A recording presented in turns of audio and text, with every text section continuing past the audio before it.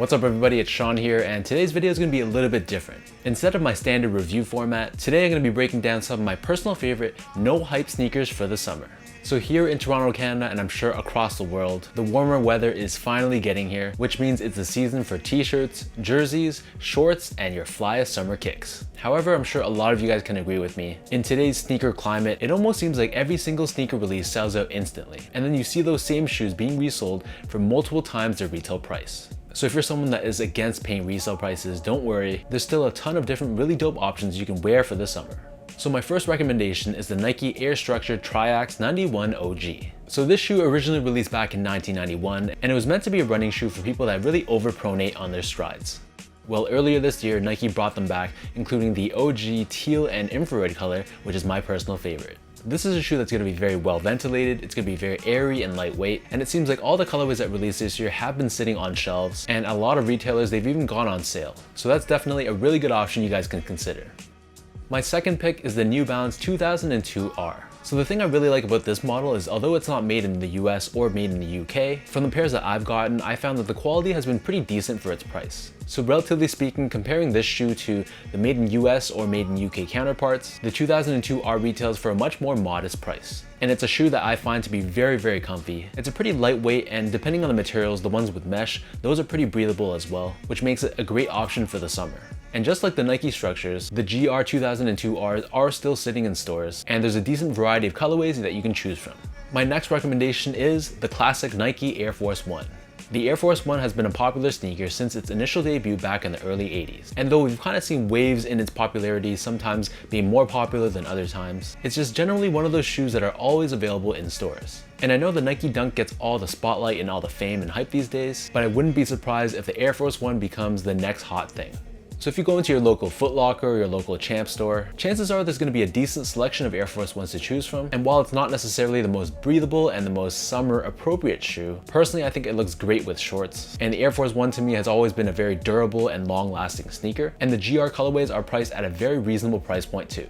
And I don't know if all countries have access to this, but if you guys do have access to Nike by You, that's a platform I love playing around with, and I love creating my own custom sneakers. And I know right now there's really dope options for the Air Force 1, so you can check that out also. The fourth pair on my list is the Nike Air Max 90. You know, a few years back, I wouldn't really say that the Air Max 90 is that comfortable, but ever since Nike recrafted the model back in 2020, it's quickly shot up my list to become one of my favorite shoes from a comfort standpoint.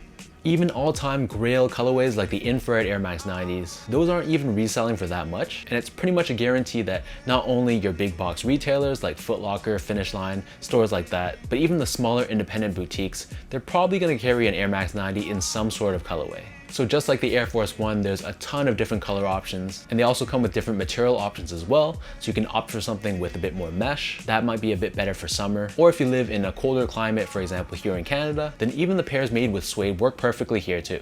So to me, the Air Max 90 is like a no-brainer choice. It's easily accessible. It's one of Nike's most iconic silhouettes. There's a ton of beautiful colorways. And more recently, it's one of the more comfortable retro silhouettes in Nike's catalog.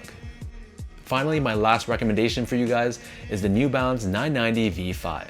New Balance in general as a brand has a ton of hype and energy surrounding it these days, but I feel like the majority of that energy is pointed towards collaborations, more so towards models like the 992, the 991, and to a lesser extent, the 990 V2. But the 990 V5, in my opinion at least, is one of the most comfortable shoes I've worn in a long time. It's a pair I can rock on vacation, walk for hours in a day without feeling any discomfort. And I've tested my pairs throughout the summer last year, and to me at least, my feet felt fine in the hot weather. Given that the 990 V5 is made in the USA though, the price point is a little bit higher than some of the other options on my list. But honestly, I feel like the price point is definitely worth it. And I think some of the lesser loved colorways have gone on sale too. So if you're looking for a high quality, stylish, and very comfortable option, then look no further than the 990 V5. And my personal recommendation is to stick with that all gray, classic New Balance colorway. So those are my recommendations for no hype summer sneakers for 2021. Obviously, hype is subjective, and I'm sure hype in your city might be a little bit different than here in Toronto. So let me know in the comment section down below. I want to hear your thoughts on one of your favorite no hype shoes that are available right now that's great to wear in the warmer summer weather. If you guys enjoyed this video, be sure to like, comment, and subscribe if you haven't yet.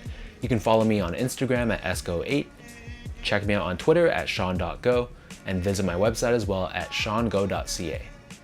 So until next time, thank you so much for tuning in. Hopefully you guys enjoyed this video, and I'll catch you guys all in the next one.